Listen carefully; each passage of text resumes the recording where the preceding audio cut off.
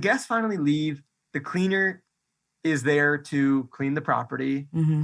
And she calls me right when she enters. She goes, Bailey, this property is a mess. I'm like, what happened? She's like, there's throw up everywhere. Oh my God. The towels, like they used our towels to clean their throw up and just leave it there. There was animal pee all over the place. Up. There was a shower head that was like on the ground of the shower.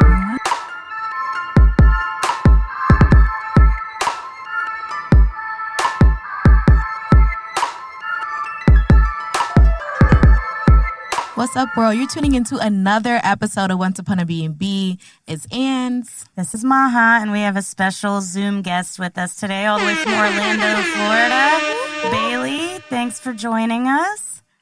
Woohoo! Thanks for having me on, guys. How is the weather there in Florida? I was just about to say, how's the weather there? It is hot, and it rained today. It hasn't rained a lot recently, but it's been hot recently. It has been raining a ton here recently, like roads flooded and all kinds of shit, but... Well, how long have you lived in Florida? Are you from there originally, or? So I was born in Florida, lived here a couple of years, and then moved to Wisconsin. And that's where I grew up for the majority of my life. And then I moved back down to Florida for college. Okay. What part of Wisconsin? My little cousin just moved to Madison, and he hates his life. I grew up in Milwaukee, but I'm familiar with Madison. It's a cool place. Yeah, it seems like it, but I think he's just, he's from the South. He's not used to the weather. He moved during the winter and was like, oh, man. Yeah. I only know one person from Milwaukee, and we were like best friends in high school. And she always just be like, I am from Milwaukee, because we never believed her. Like, I've known you from like elementary, and now you're all of a sudden from Milwaukee. So I think she was born there. So yeah, so you like Florida. You moved all the way back. Is there something that keeps you there specifically? Well, I'm actually moving in a couple months. Oh. So the only thing that kept me here was school. Then for college, I dropped out of college 3 months ago. But I'm still kind of like riding out. Thank you. Riding out the rest of my All right. Kanye. Yeah. Woo. You were just asking us where we went to college. Where did you go? University of Central Florida. Oh, all my cousins went there. They're all from Tampa. They all graduated from UCLA. Got it. That's funny. I think I have a couple still there right now. Do you know any Egyptians there? Might be my cousins. Out of the 70,000 people, I don't know if I know them. Big school, a huge school. So was dropping out of college related to your great success in real estate and short-term rentals? It was identically related. It was pretty much the reason. Okay. I got to a point where I'm just like, I'm wasting my time. I'm wasting my mental capacity. And money. Just thinking about school and money. And I was like, this is just getting kind of ridiculous. Mm-hmm. One of my professors walked into class the first day. He's introducing himself. He's like an older guy. He looked like he's in his 60s, maybe 70s. And he's like, yeah, so I bought about 8 houses throughout my life, and I've lost money on all of them. What? And I'm like, well, why am I going to listen to you? Yeah. Oh, what was your major? Crazy. I was technically a real estate major. Yeah, I was like taking these real estate classes, but you were doing better than the teachers. Yeah. And these teachers didn't have like much real world knowledge. They just had the textbook knowledge. I already had the real world, some real world knowledge. And I didn't really care about the textbook knowledge because I had success in the real world. Right. Who cares about the textbook? Mm-hmm. So what came first, the real estate major, or are you starting to work in real estate? The real estate so I got interested in real estate from reading Rich Dad Poor Dad. Mm-hmm. Okay. So once I read Rich Dad Poor Dad, and I'm like, oh, this real estate thing sounds cool. I switched to being a real estate major. Before I was like some type of business major, like generic. Gotcha. But once I read Rich Dad Poor Dad, I'm like, all right, let's turn it and focus on real estate. Mm-hmm. So what got you started? What was your starting point?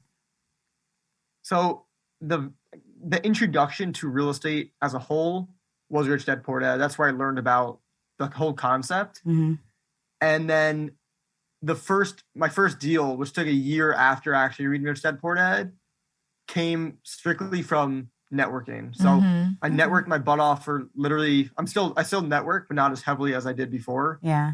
And just met great people along the way, people that I raised money from, people that I partnered with, people that I found deals with. So it all came from networking. And I networked Bigger Pockets, Facebook groups, and meetups. Now, those are like the main. That's awesome. Those are like the main sources. So we need to know the first deal that was like, oh, I'm good at this. Yeah.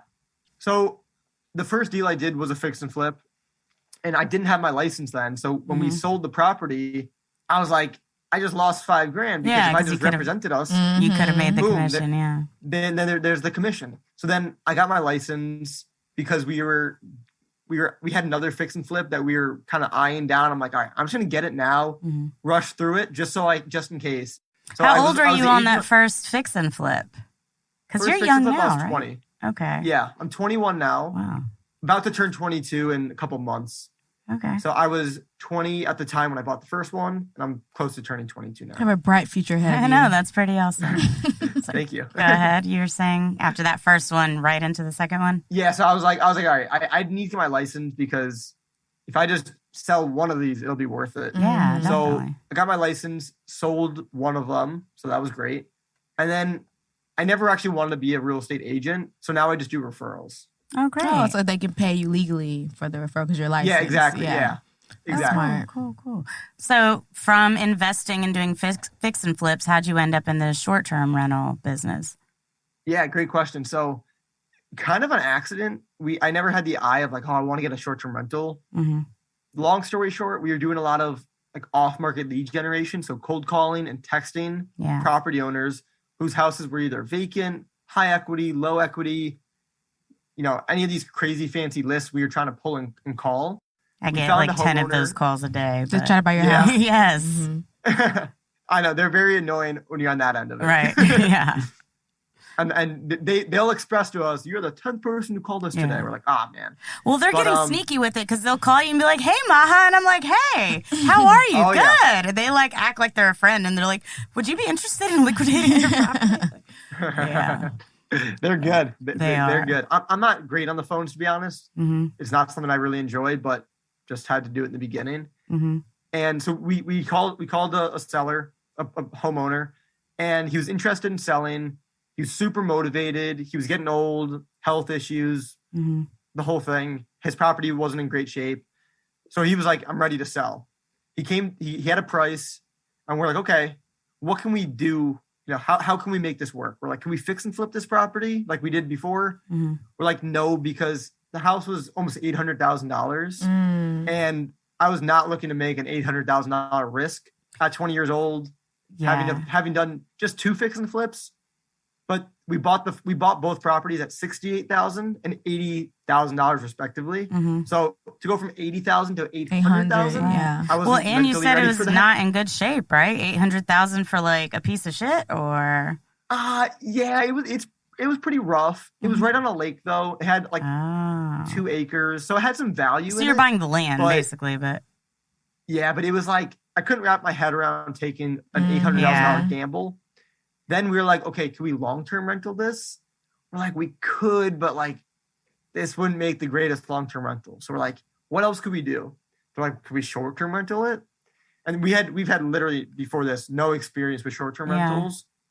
We go on Airbnb, we look at other short-term rentals in the area, just get a rough idea. Mm-hmm. And our next door neighbor was Airbnb in his property. Oh, we're like, cool. Well, yeah, it's on a lake, so perfect for Airbnb. Yeah. Exactly. And it sounds spacious. So we saw he was getting $1,300. Wow. And we're like, okay, well, our house, the one that we wanted to buy, was bigger, had more land. It was just better in every sense for Airbnb. And we're like, okay, if we can just do $1,000 a night, would this make sense? Mm-hmm. We ran the numbers and it made sense. So we pulled the trigger and went for it. That's awesome. So you had investors with you?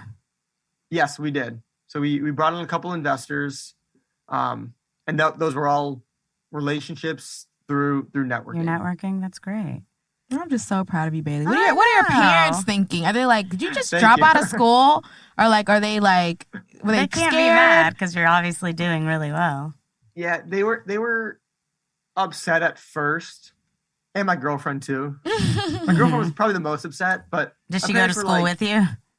No, she actually goes to Madison. Wisconsin, Madison. Really? Yeah. Look at that. So they were like disappointed. They weren't disappointed. They were like sad because they're like, just finished. My dad didn't graduate from college, so he's like, trust me, just do it. And I'm just like, no. But they got over it. in like, my parents got over it in like a day. Yeah. My girlfriend took like 4 days, and then they're all good now. Okay, good. That's a happy story. Yeah. So you're currently managing, you have a co-hosting business now, right? Yes. And you have... So I co-host and I own. Okay, both? How many do you own? How many are you co-hosting? So I own 2, or part owners in 2. I don't own 100% of them. Yeah. And then I co-host right now. One of the owners just got one under contract, so that'll be another one. Mm-hmm. But I manage 7 right now, and then one of the owners I've worked with, he already bought and he's just renovating the last couple of units of a boutique hotel. Oh, So that's going to be an additional 8 units that'll be up hopefully within the next 3 weeks. That will be up and running. That's exciting. That's what our prior guests, Vivid Homes, did. They bought a boutique hotel here in Atlanta, yeah.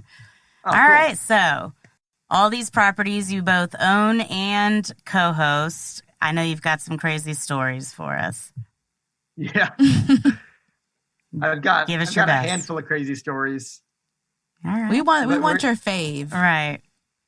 The one Okay. you tell at parties after a few beers. Yeah. So I say we got an inquiry. This was during our off season. So let's just say the bookings weren't rolling in. Mm-hmm. We were newer, and we were also like we weren't, I wouldn't say desperate, but I would say like we weren't being beggars can't be choosers. Right. We weren't like starting to get we weren't trying to worried, vet like our- they weren't coming in like you thought they were. Right. So, well, what happened was we got an inquiry, and this lady had 1 review. Okay, just one, Mm-hmm. and it was a 1-star rating. No. So Red I flag. look at it, and I read the review, and the review says something along the lines of like, terrible guest. she smoked in the unit and didn't answer any of my messages. Okay. So that was pretty much it. It was very brief, and I'm like, okay. You know, That's not the worst. Smoking in the unit, I'm like, it's not the worst. It's really not. Yeah. I mean, I don't want that, but I'm like, it's not terrible. And not responding to messages, you know. She could be high. I mean, she could have her Airbnb notifications off on her phone, whatever. Yeah, so it seemed like very normal, like very fine. Like I wouldn't have given a guest a 1-star review for doing that. Yeah. Right. Probably more in like a the 3 3-star range. Yeah. So what I did is I messaged the Airbnb inquiry, the guest, and I said, hey, you know, I just read your rating and review. You know, what's your side to this story? What? You're like, what's your side to this story? Yeah, I basically said like, I need to know your side of the story. Yeah. And she basically said, she basically threw the other owner on the bus. Oh, it's not true. Oh, I don't even smoke. a stretch. And she kind of like sweet talked me into it a little bit. So I was like, all right. I said, this is my goal. I'm going to let you stay at my property. Because also she previously mentioned that other hosts weren't allowing her to stay because of her bad reviews. Why would so I knew she had some pain in there. Right. So I said to her, listen, I'm going to let you stay at my property. But here's my, and here's why, and here's my goal. My goal is to have you have such an awesome stay. And my goal is to leave you a 5-star review to fix your profile. So in return, like, yeah, give me a 5-star review too. Mm-hmm. But like, I want to help you out by boosting your Airbnb profile. Right. So I was like, I thought that was pretty nice. I thought we like started on a good note. Definitely. So she stays at the property. It was just like a 2-night stay. It wasn't like anything crazy. She stays there for 2 nights, and everything was normal. She responded to my messages normal. Like everything was fine. Then it was the day for checkout. My cleaner calls me pretty angrily. She's like, your guest isn't checked out, and like we need to go, because the cleaners also went there a little bit late because we didn't have a check-in that same day. So so they weren't rushed. We're relaxed with our cleaners in that sense. And they were like, listen, what's going on? so then the guest messages me and goes, your cleaners are so rude. They were yelling at me. And I'm just like, you were kind of like, you didn't leave the property. You're 2 hours late. Like, yeah. This is kind of your problem. Whatever. So then the guests finally leave. The cleaner is there to clean the property. Mm-hmm. And she calls me right when she enters. She goes, Bailey, this property is a mess. I'm like, what happened? She's like, there's throw up everywhere. Oh my God. The towels, like they used our towels to clean their throw up and just leave it there. There was animal pee all over the place. Up. There was a shower head that was like on the ground of the shower. What? There was, I'm trying to think what else they did. But just like, they left it in terrible shape. You know what this reminds me of? Babe, this is good. We had a guest on the show and they said they go on TikTok and like trash people's places. Yeah, there's like a trend of that now. Like, you should search TikTok for her. Because one of our guests found them on TikTok, right? And that was like their whole thing. Because animal pee? I'm confused. I know. Do you have cameras like at your front door or anything? So we didn't have cameras at the time. Now we do. Rookie mistake. Yeah, it was a complete rookie mistake. What else did she do? Yeah. There's throw up everywhere. There's animal pee. There's a broken shower head. That's crazy. Yeah. And like the dishes were like just rudely like all over the like just gross. They like, just didn't even really bother gross. Like to pick up after themselves at all. Wow. Right. And let me guess, when you told Airbnb, they didn't do shit. Wow. So this is my other mistake. So I see so my cleaner is sending me pictures left and right. Because I always tell them, if you see something, take a picture first. Right. I need the proof. So right when I get the proof, again, rookie mistake, I immediately request money from the guest. Mm-hmm. And what does she do? Immediately denies. She basically just like denies it. She's like, oh, the shower head was like that. Oh, we didn't have an animal. Those towels, like they just started denying it. And it's like, we didn't have an animal. That was us peeing on the floors. We peed ourselves. You didn't ask specifically where the pee was coming from. Yeah. So it was like, she just started denying it and just being rude about it, honestly. So then I tried to request money from Airbnb. Mm-hmm. And like the money part was the least of our worries, honestly, because between the towels, the shower head, the extra amount we had to pay our cleaner, it was really only like $400. Mm-hmm. It wasn't terrible.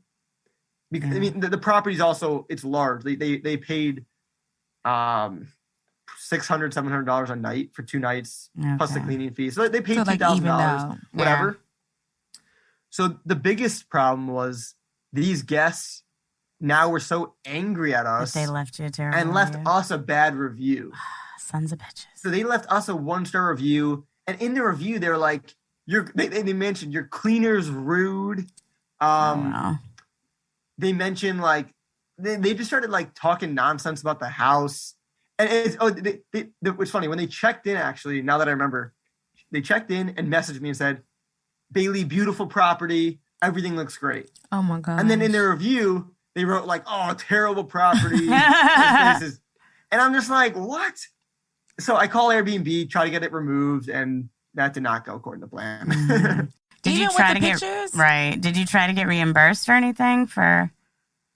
Well, so we tried to, but we kind of just dropped it after a little while because we're like, we were new at this point, but we didn't want to like, this was honestly like the damages she did wasn't like, she didn't like put a hole in the wall. Right. She just did like so many rude things. Yeah. That we wanted to just like, it was rude. Yeah. It wasn't like holes in the wall. Rude. Where like, we need something fixed. It was just like, listen, we got to pay our cleaner extra $100. Yeah. We got to fix the shower head. We got to order like 20 So you're like towels. picking your battles with Airbnb, like not worth the effort, basically. Yeah. Well, if you would have tried, you probably wouldn't have gotten anything anyways. That's the majority of our stories that are like, Airbnb didn't do shit. I think we had one, though, where they immediately like put up like $20,000 or something crazy. But for the most part, they are not very helpful. Yeah. We gotta stop talking shit about them in case they ever want to sponsor us. I mean, thank you Airbnb for all your great contributions to our travel stories. Right. Bailey, I'm so sorry that happened to you in your first go round, but that made you a better person. It made you stronger. You live and you learn. You now have a doorbell camera, right?